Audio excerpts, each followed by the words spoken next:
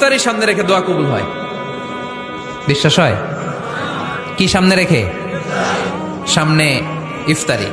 বসে থাকে আমরা তৃষ্ণায় সারাটা দিন, ছাতি ফেটে যায়। আল্লাহ দেখে, দেখতে দেখতে আল্লাহর একটা সফট কর্নার তৈরি হয়। এটাই সুযোগ কাজে লাগানোর, ঠিক কিনা? মুমিন যোগ্য যে কোপ মারে, সময় মতো কাজ করে, ঠিক কিনা? আল্লাহ তখন ফেরেশতাদেরকে জিজ্ঞেস করে, এই ঘটনা কি? খায় না যে? খায় না কেন? আল্লাহ রোজা রাখছে। এগুলো কি? রো আফজা, পেঁয়াজ, আলুর চপ, বেগুনি, মুরগির রান খায় না।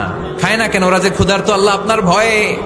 তাই কি চায়? আল্লাহ আপনার কাছে ক্ষমা চায়। ক্ষমা চায়, আল্লাহ রহমতের দরিয়ায় জোশ খেলে যায়। আল্লাহ তখন বলে, আমারে দেখছে নাকি ওরা? ফেরেশতারা বলে, না দেখে নাই।